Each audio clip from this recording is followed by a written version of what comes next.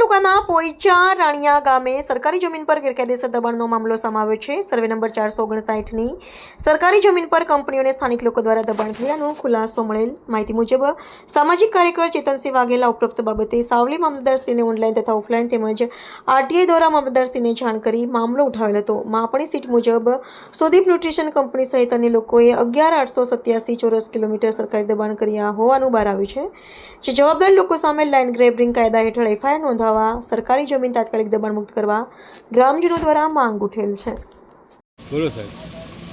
આજ રોજ Poicha રાણિયામાં survey number 459 જે સરકારી હસ્તક આવેલ છે એમાં અગાઉ અરજી થયા મુજબ દબાણ હોય જે અગાઉ માપણી થઈ ગઈ, પરંતુ તેમાં ખૂંટ કે કોઈ હદ નિશાન લાગેલ ન હતા, જેની અત્યારે કામગીરી ચાલુ કરવામાં આવેલ છે। હદ નિશાન કમ્પ્લીટલી થઈ ગયા, માપણી થઈ ગયા બાદ જે પણ કંઈ પણ દબાણ હશે, સરકારી દબાણ કંઈ પણ હશે, એ બધા દબાણો સરકારી જમીનમાંથી નિકાલ કરવામાં આવશે।